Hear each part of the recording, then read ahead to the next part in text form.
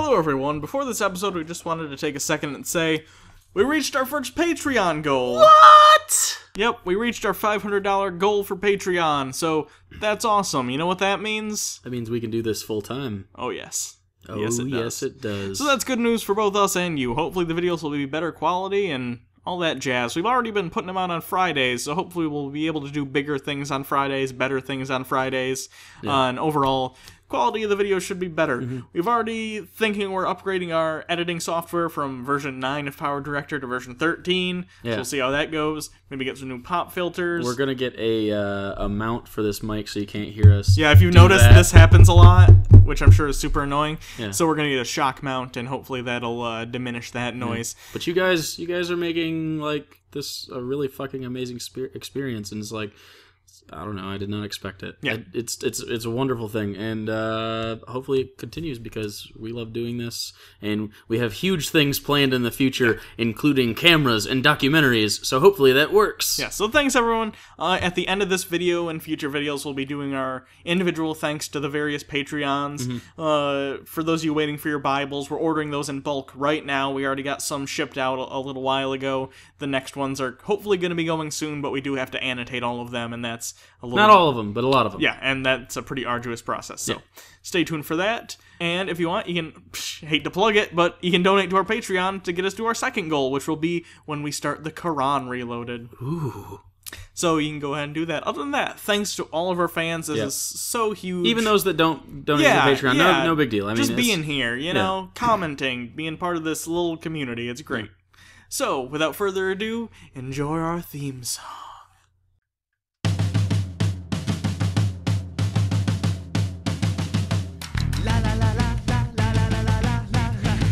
Here we go. It's the Bible reloaded, the logic explosion, like Jesus and Moses, but it's Hugo and Jake. The Bible is jaded, and most of the taken, so get educated with Hugo and Jake. Pull up you and stop what you're doing, it's Bible reloaded time. They call it debated, the theists will hate it, like talking to taken, but it's Hugo and Jake. So on with the show then, it's not candy coated, it's the Bible reloaded with Hugo and Jake.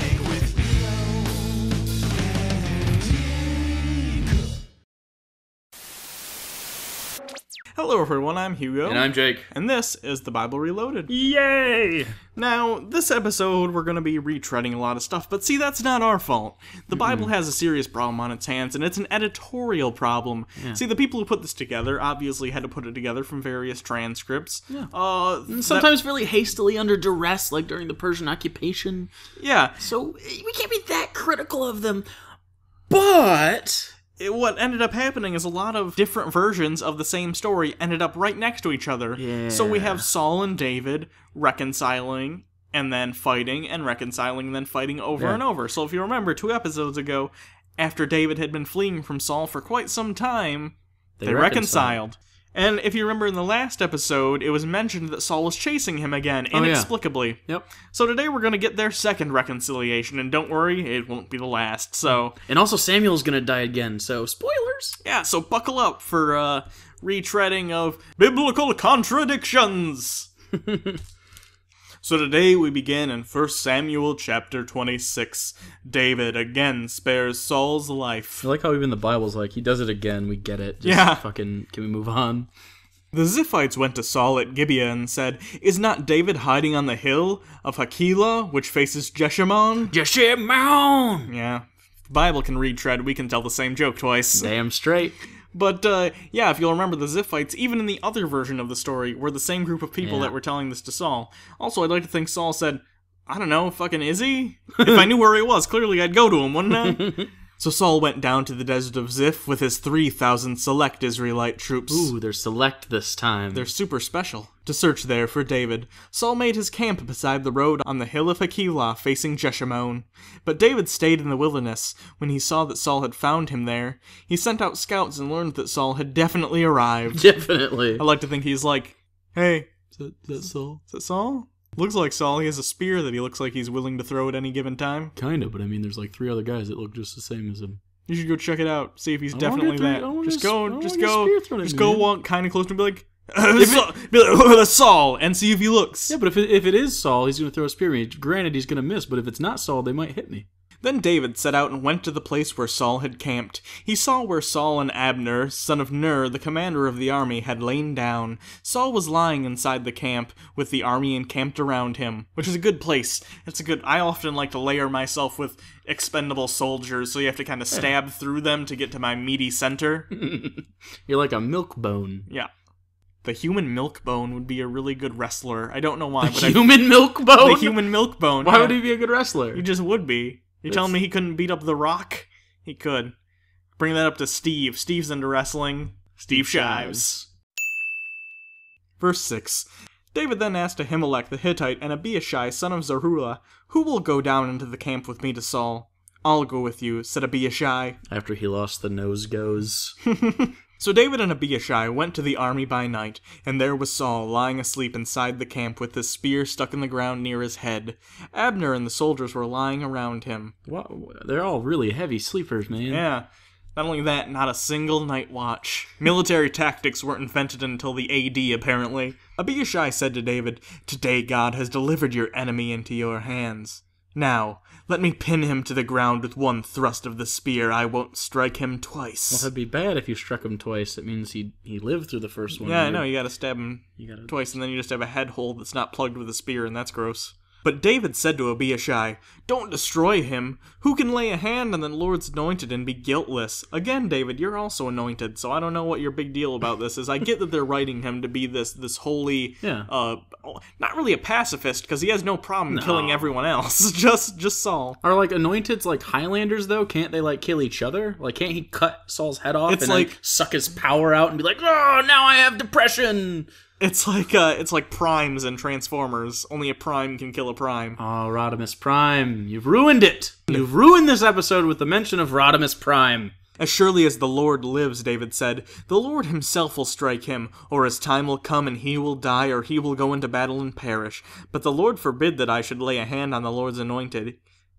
Which, it doesn't say that anywhere in the Bible, by the way. I don't know where David's getting that. I mean, don't get me wrong, if you take this as a historical account, I guess you can take his word for it, but being as though we're not reading it as such, there's nowhere in the narrative that says that. Since it's not a historical account, mostly. "Now get the spear and water jug that are near his head, and let's go." Why the water jug? Thirsty. So David took the spear and water jug near Saul's head, and they left. No one saw or knew about it, nor did anyone wake up. They were all sleeping because the Lord had put them into a deep sleep. Why? Just free will, man, you know? Or the opposite of that.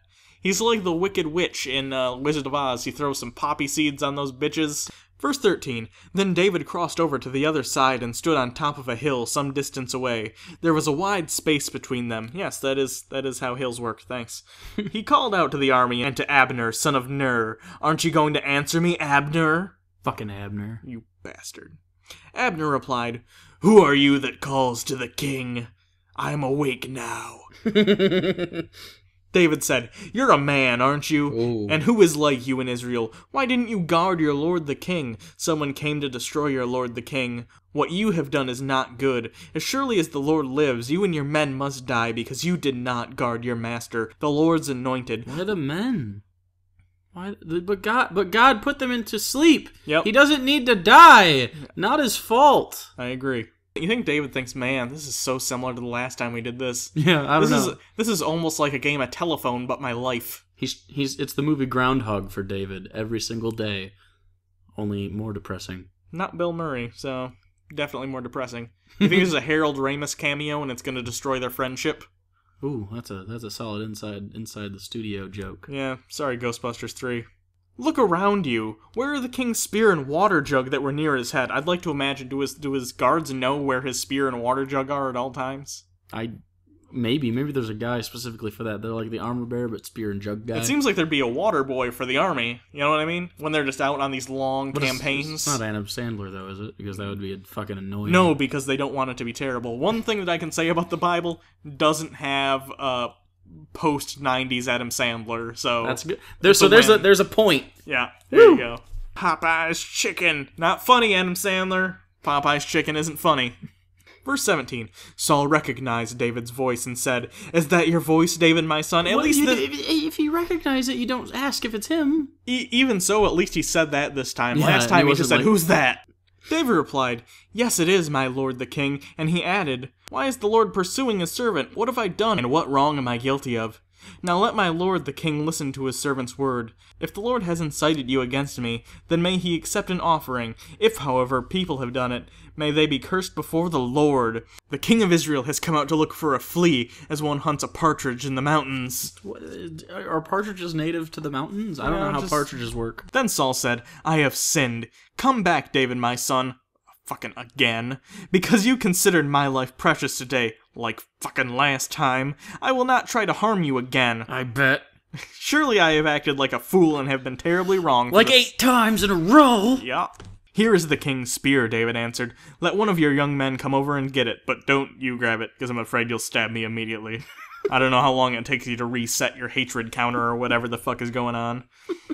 The Lord rewards everyone for their righteousness and faithfulness. The Lord delivers you into my hands today, but I would not lay a hand on the Lord's anointed. As surely as I valued your life today, so may the Lord value my life and deliver me from all trouble.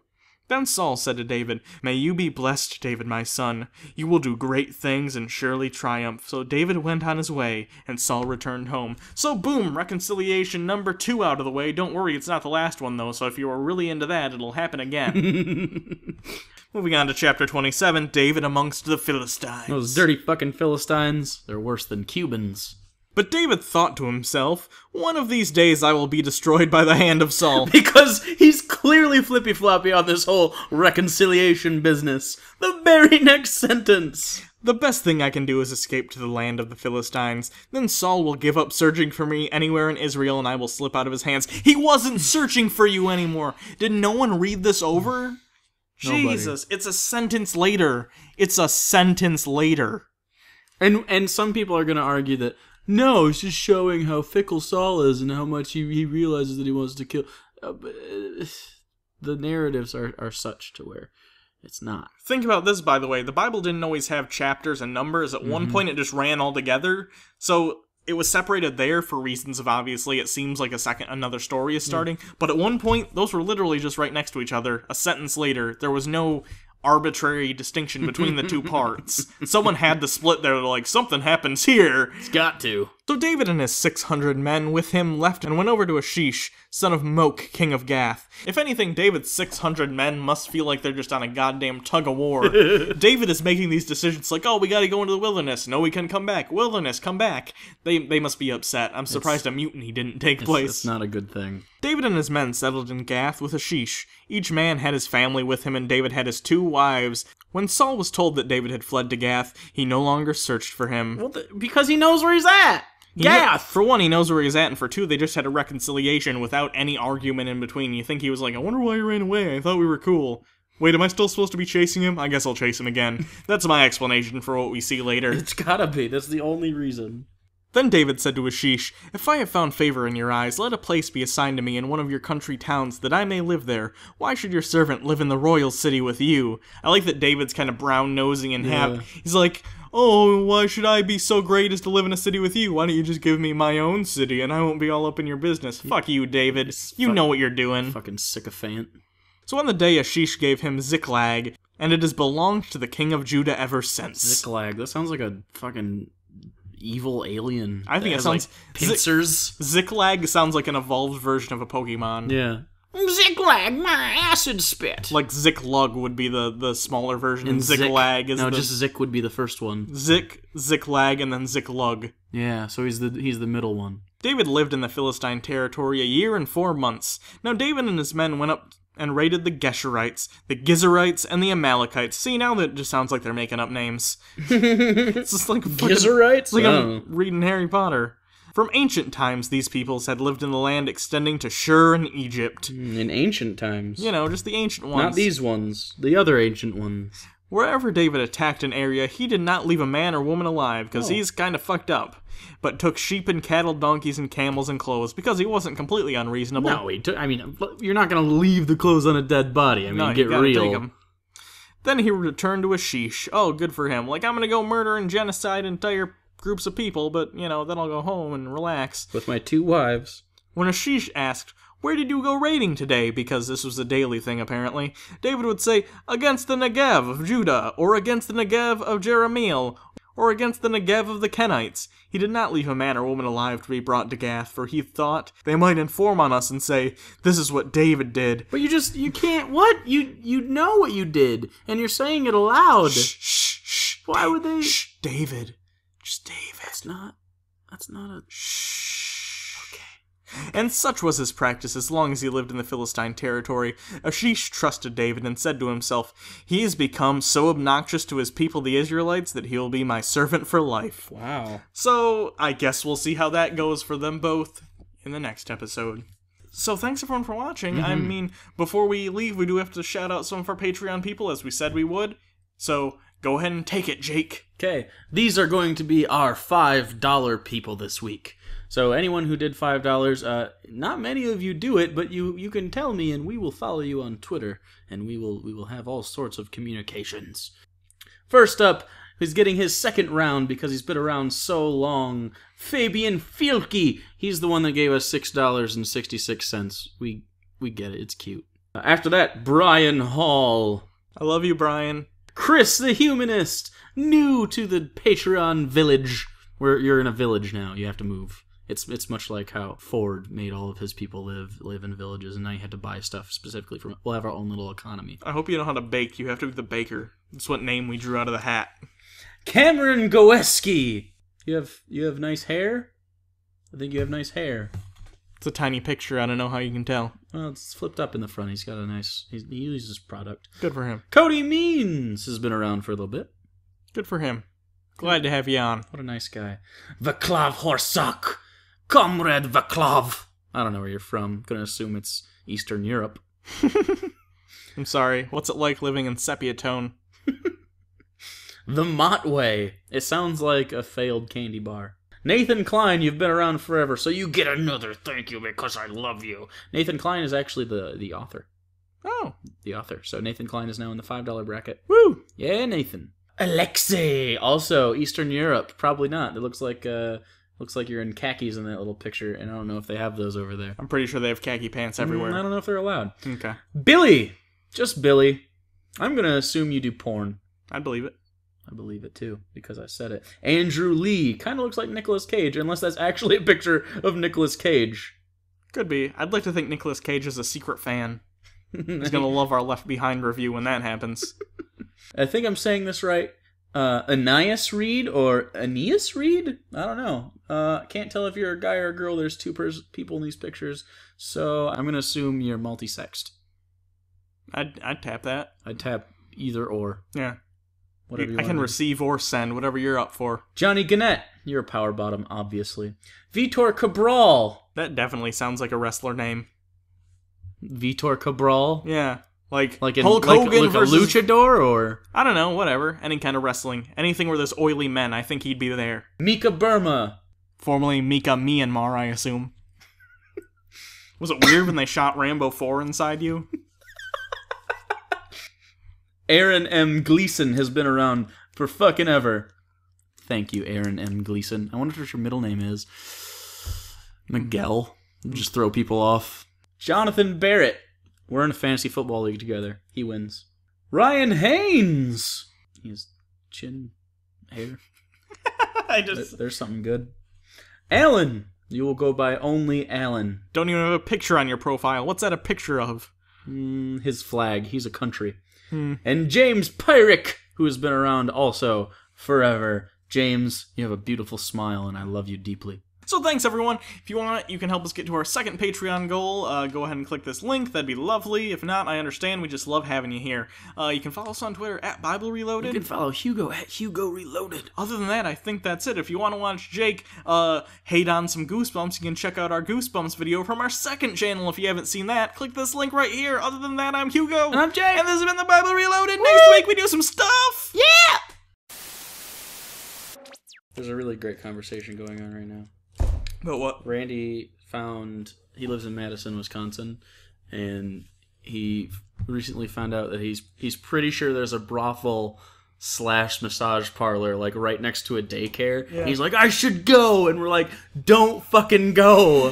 And so I keep looking at it's just, and then he's so testimonials and like on like Yelp. Yelp and shit, and they're like, "Don't fucking go." Like 1 star. Like, no, they were all at least 300 pounds, and there was like stains on everything, Ew. and it used to be a house, but they turned it into this, and it's got like cobwebs. You don't want it. You don't want it. And that's coming from people who went into a massage parlor expecting a hand J. Yeah, so it's good.